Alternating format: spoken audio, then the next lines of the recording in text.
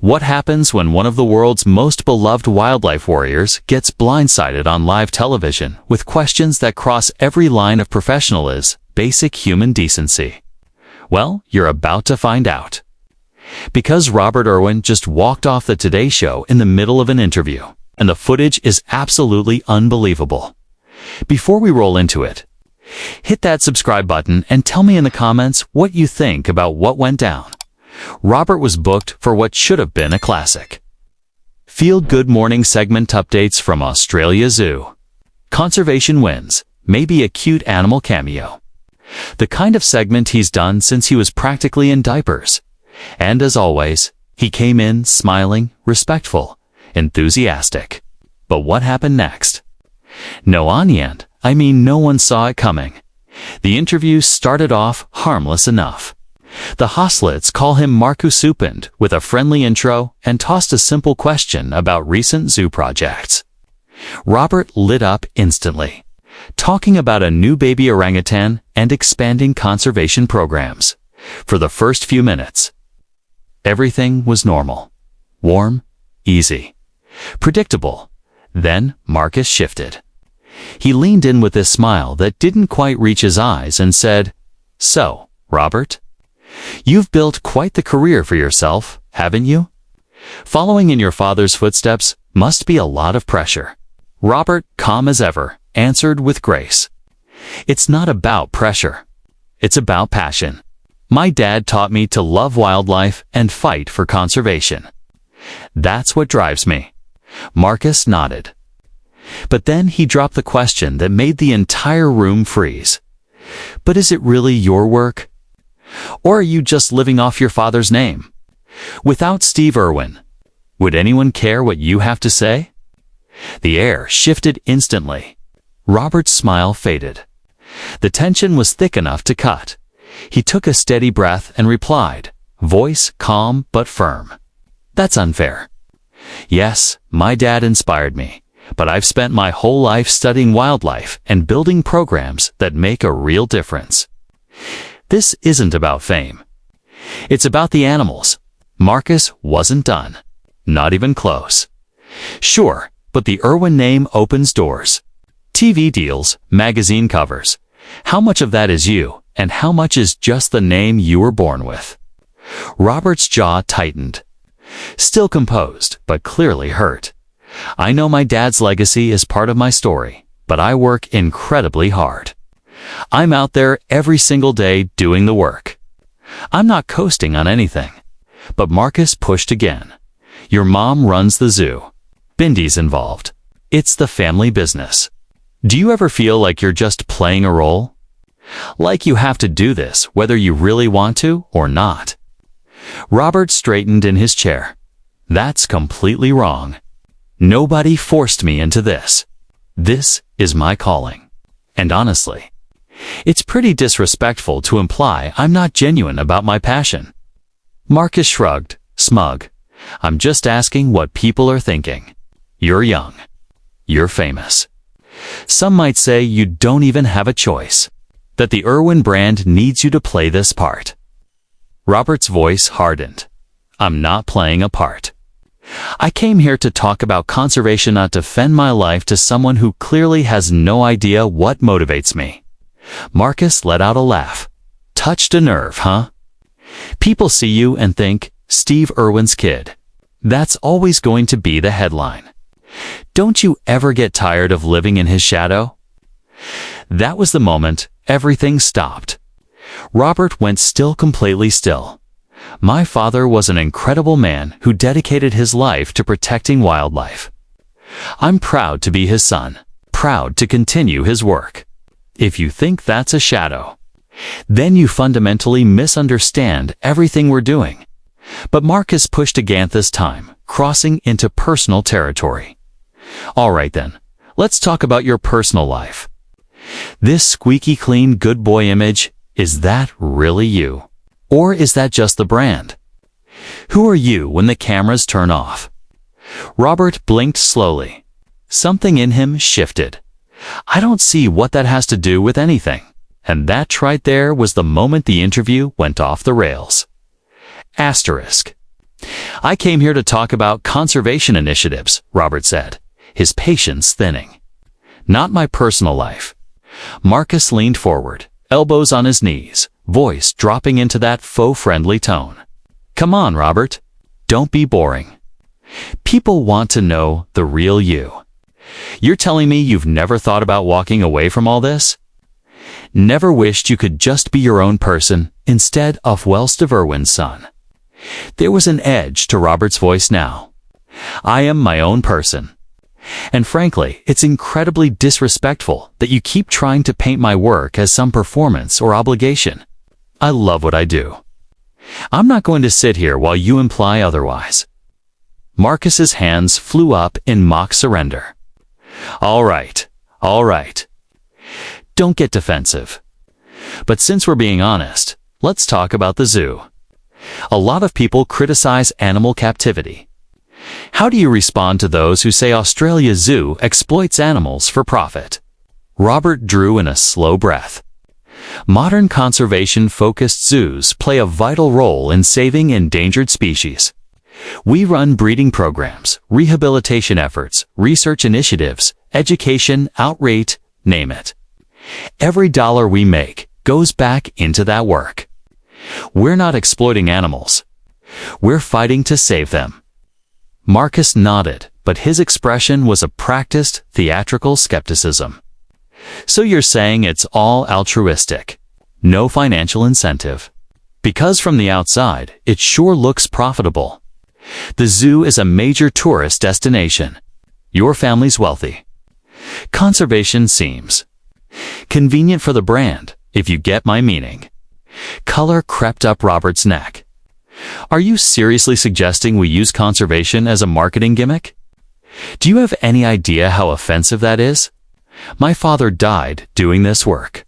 My family has poured everything we have into protecting wildlife. This isn't about money or fame. It never has been. It's about saving animals who might not survive without us. Marcus held up his hands again, condescendingly calm. Hey, I'm not attacking you. I'm just asking questions. People wonder, you know? You're in the public eye, making money from the zoo, from TV, from social media. At some point, doesn't it become less about conservation and more about business? Robert's hands tightened around the chair arms. The business exists to fund the conservation. That is the entire point. We are not some theme park chasing profit margins. Every decision we make is about what's best for the animals and for global conservation efforts.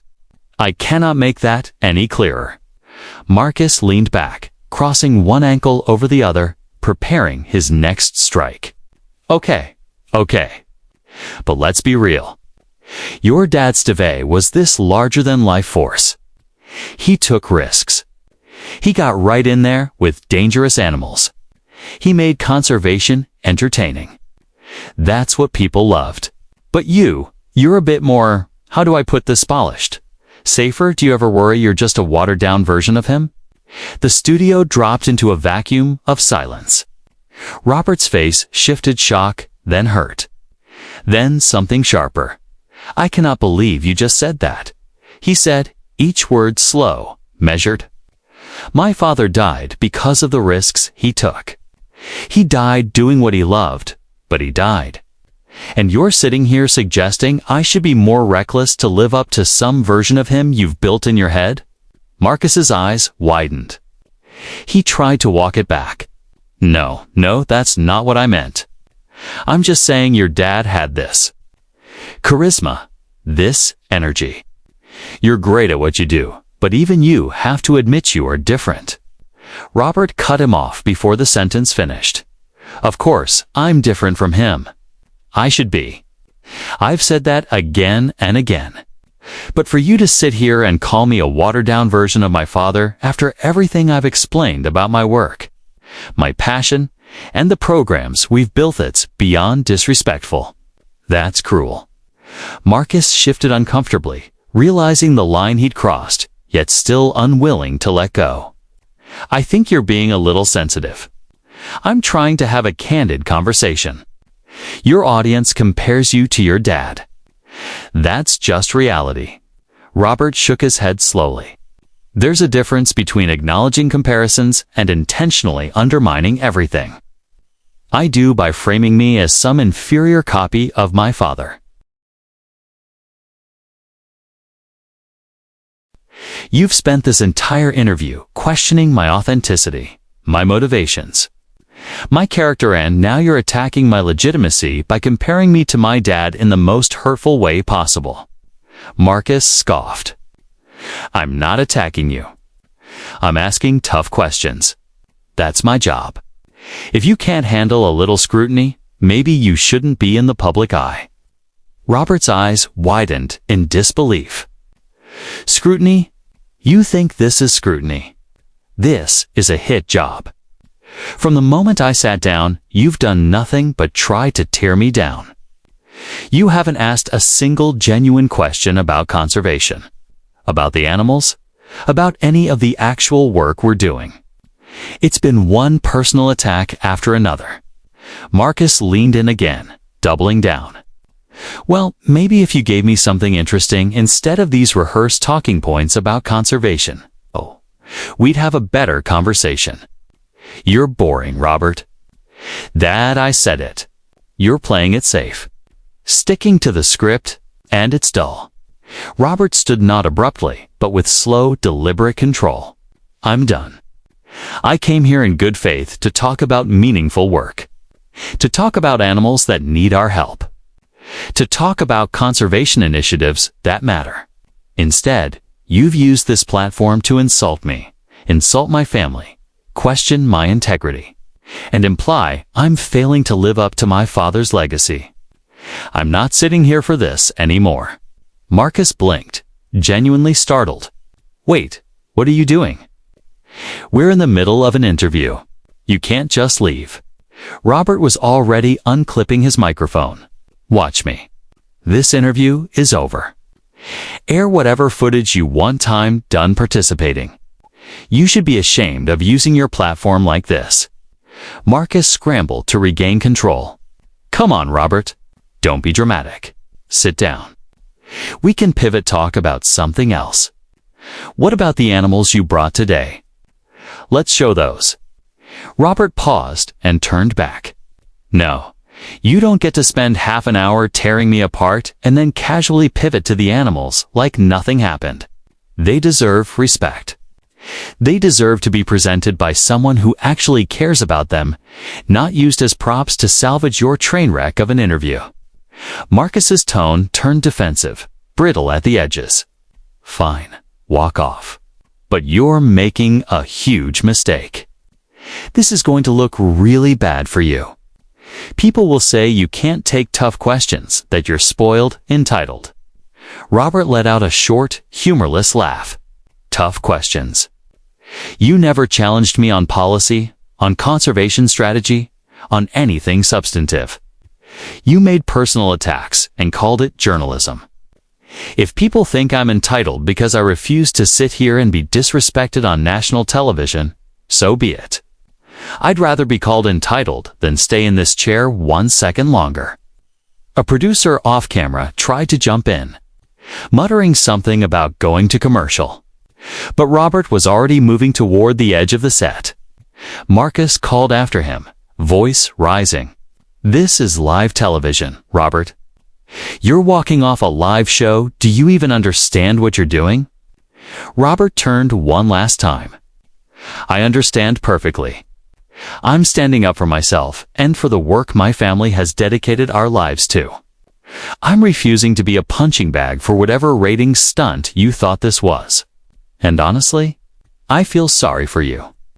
You had a chance to have a meaningful conversation about conservation, about wildlife, about things that matter. Instead, you chose drama and controversy that says everything about you and nothing about me. Marcus tried again, desperation creeping into his voice. You're being incredibly unprofessional right now. I invited you on this show as a courtesy to give you a platform, and this is how you repay that. Robert stopped fully and faced him head-on. His voice was calm, but the anger simmered underneath. A courtesy. You call this a courtesy. You invited me to ambush me. Every question was designed to provoke, upset, create a moment. Well, congratulations, you got your moment. But it's not the one you wanted. You wanted me to lash out so you could paint me as unstable. Instead, I'm calmly walking away from a toxic situation. That's called self-respect. And for the first time, the host's polished facade finally cracked. Asterisk, he leaned back in his chair and smiled a thin, cutting smile. You know what? Maybe you're right, he said. Maybe you were just Steve Irwin's son and nothing else. Maybe without that name, you'd be nobody. How does that feel? The studio seemed to stop breathing. A collective gasp rippled through the crew. Even the camera operators, trained to stay neutral no matter what, shifted uncomfortably behind their lenses. Robert didn't move at first. He just stood there, absorbing the weight of what had been said. When he finally spoke, his voice was quiet, steady, and devastating. I genuinely pity you, he said. I don't know what's happening in your life that makes you think speaking to people this way is acceptable, but I hope you figure it out. For now, I'm leaving. Good luck with the rest of your show. He turned and walked off the set.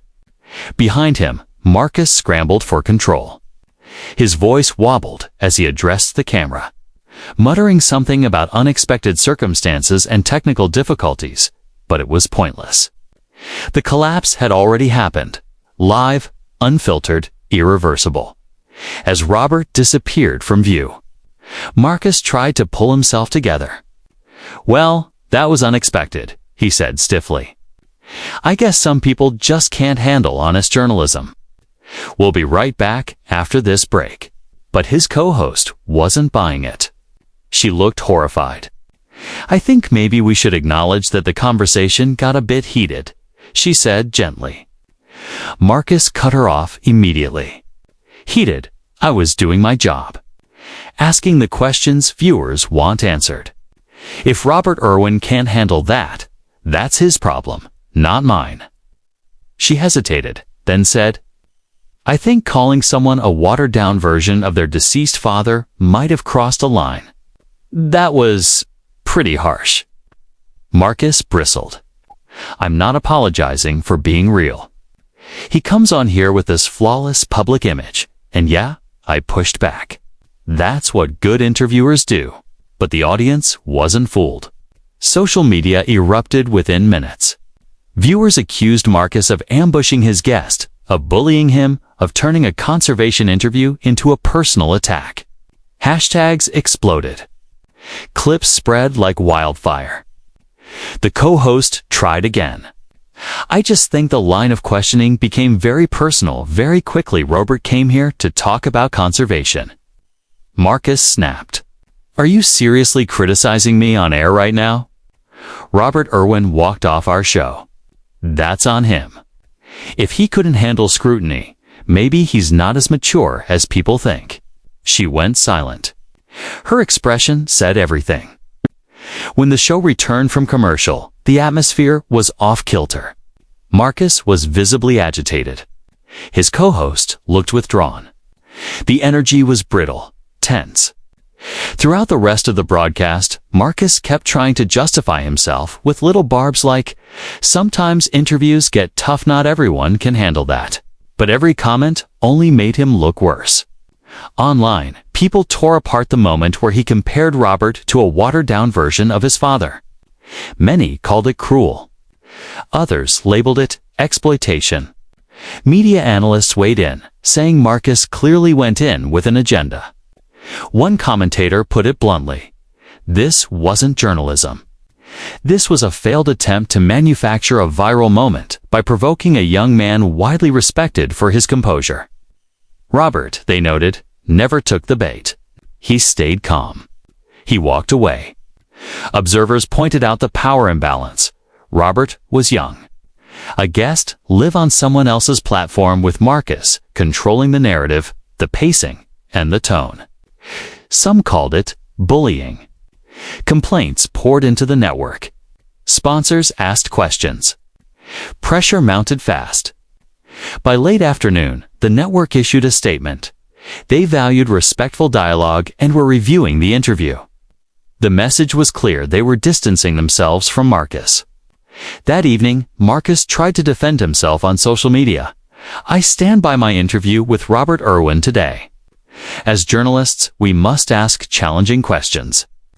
I respect the Irwin family's conservation work, but Robert is not above scrutiny." The replies were brutal. People pointed out that Marcus never asked a single substantive question about conservation. He only made it personal. Robert, meanwhile, maintained complete silence.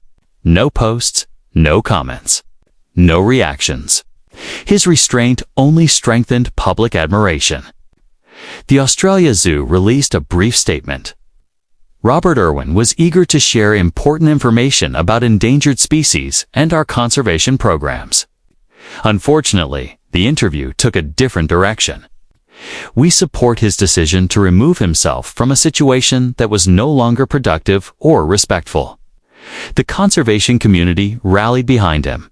Wildlife experts, zoo professionals, and environmental groups praised his maturity. As days passed, the incident dominated headlines. Marcus became a case study in what not to do in an interview. His ratings dipped. So did his reputation, the consensus. He misread the room and the audience.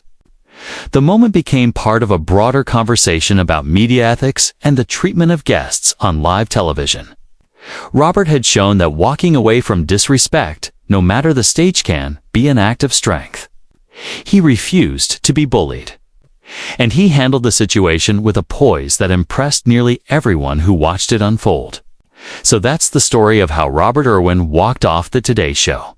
A live, televised implosion that sparked debates about integrity, professionalism, and the responsibilities of the media. What do you think? Was Robert right to walk away, or should he have tried to salvage the interview?